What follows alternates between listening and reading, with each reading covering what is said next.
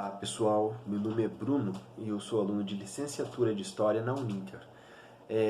O vídeo que eu tenho aqui a trazer, ele é o meu portfólio do módulo B e ele fala a respeito do trovadorismo medieval. O foco aqui desse trabalho, na verdade, ele vai ficar baseado ali no trovadorismo galego-português. Então eu espero que vocês gostem do conteúdo. Se tiver algo ali a ser retificado ou que alguém queira deixar algum comentário, é muito bem-vindo. Obrigado. Bom, começando a falar a respeito do trovadorismo, ele surgiu na Idade Média, descendendo das poesias provençais, assim chamadas. As poesias provençais, elas se originaram nas cortes no sul da França, no início do século XI. Então, assim, essas cantigas em forma de poesia foram se propagando pelas regiões vizinhas, e ali na Península Ibérica, região onde se desenvolveu o reino da Espanha e de Portugal. Então elas adotaram as características da trova que a gente utiliza como amostras, trovas galego-portuguesas. Elas eram canções que tinham a forma de versos, elas eram acompanhadas por instrumentos. Os instrumentos que comumente eram utilizados para acompanhar as trovas era a flauta, a harpa, lira e outros instrumentos assim comuns para a época e para a região onde se estava trovando. Existia uma hierarquia entre estes artistas, entre esses compositores de trovas. O trovador, assim chamado, era um título que se davam aos nobres que optavam por compor os versos. Muitas vezes este trovador, apesar de compor a trova, ele não exatamente cantava ela para um público. Existia na cultura medieval toda uma questão de hierarquia e acreditava-se que o ato de cantar para uma plateia, cantar para um público, não seria a função de um nobre, não caberia a um nobre cantar para uma plateia. Após o trovador, havia o chamado jogral. O jogral também ele tinha a origem nobre, mas não da mesma forma como o trovador. Ele seria como se fosse uma baixa nobreza. Ele cantava então para a corte, no palácio, ele apresentava as composições do trovador, ele também poderia fazer as suas próprias composições, e o jogral ele também podia se deslocar de um vilarejo para outro, de uma corte para outra, e ele poderia então se apresentar em diversos lugares. Abaixo do jogral haviam os menestréis, que eram os homens, e as soldadeiras, ou jogralesas, que também em algumas referências são ditas desta forma. Eles eram artistas populares, então eles não tinham muitos vínculos assim com a nobreza, eles eram como se fossem artistas mesmo, pessoas vindas do povo, e a função, a atividade que elas desempenhavam era entreter as plateias. Então o menestrel, por exemplo, tocava, cantava, ele fazia malabarismos, enfim, ele era um animador do público, reproduziria as trovas, tocaria.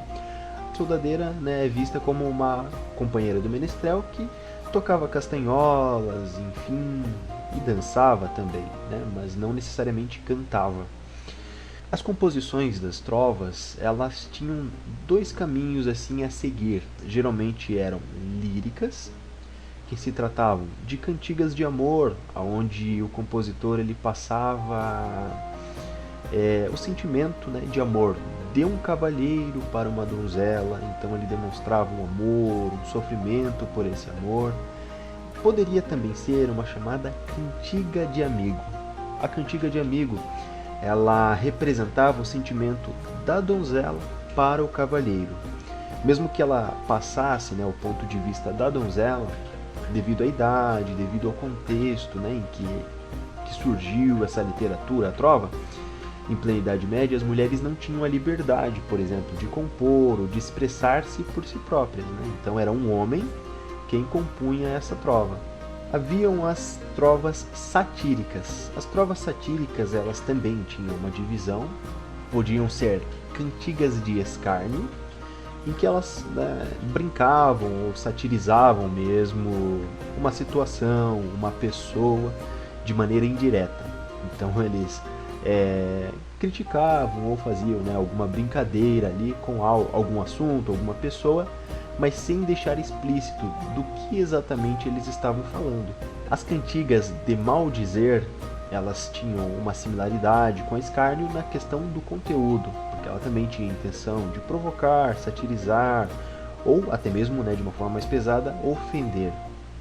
Só que quando era uma cantiga de maldizer, ficava explícito de quem se estava falando, quem o trovador queria atingir com os versos. A trova, nessa época, né, nesse contexto, ela foi muito importante para deixar um legado literário dessa época, porque não era comum ao povo saber ler, escrever. Geralmente a escrita estava ligada diretamente a assuntos religiosos, né? Era muito caro para poder produzir um livro, para copiar um livro.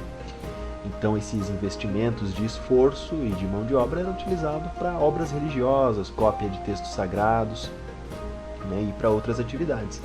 Não haveria espaço para se produzir um livro de poesias, trovas, naquela época isso seria até mesmo impensável, né?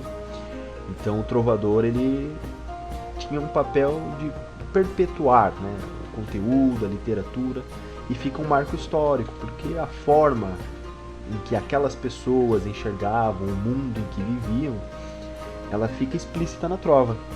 Falando a respeito de pessoas, né, nós tivemos grandes exemplos de trovador.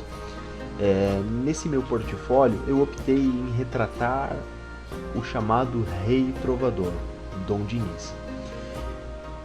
Dom Diniz ele foi o 6º rei do Reino de Portugal. Ele assumiu o trono com 17 anos de idade.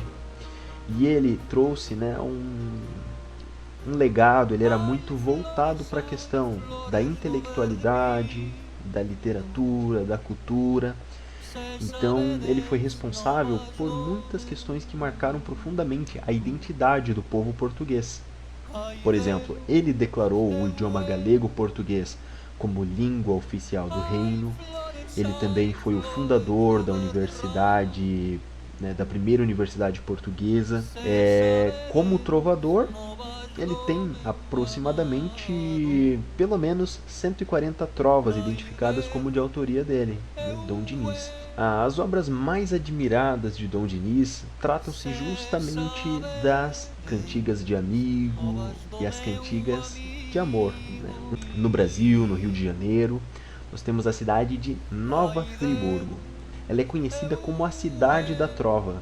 Esse título foi concedido a Nova Friburgo, na verdade ele foi atribuído a Nova Friburgo devido à primeira competição de trovas do Brasil, que aconteceu nessa cidade em 1960.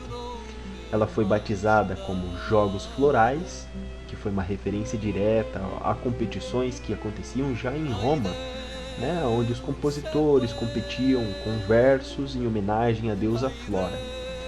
Então eles nomearam como Jogos Florais essa competição de trovas, e foi uma competição muito bem sucedida.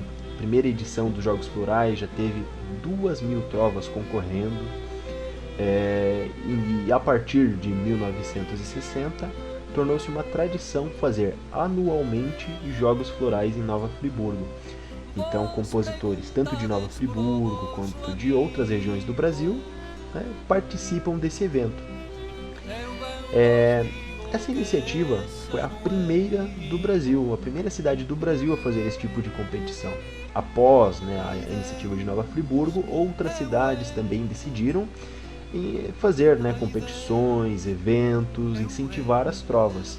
Mas a pioneira é Nova Friburgo, e essa é a razão pela qual ela é a cidade da trova. Então, como uma forma de prestígio à cultura da trova, eu fiz uma trova chamada Verão Curitibano, homenageando a minha cidade, Curitiba. O que espero nesse dia? Choveu, esfriou, e então sinto que vem frente fria, mas deveria ser verão. Faz referência, né, ao que todos nós em Curitiba sabemos, que o nosso clima ele é bem diversificado. No mesmo dia chove, esfria, esquenta. Foi interessante trazer essa situação para uma sátira em forma de trova. Bom, eu agradeço a todos que assistiram ali o conteúdo desse vídeo. e fico totalmente aberto para algum comentário, alguma crítica ou, quem sabe, talvez algum elogio do conteúdo. Muito obrigado.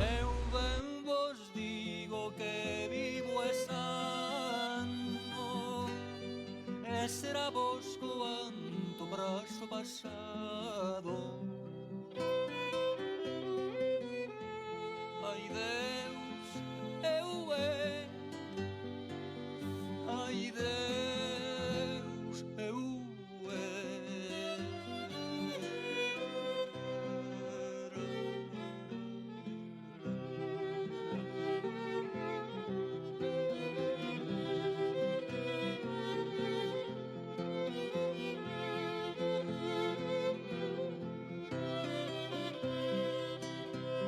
ai flores, ai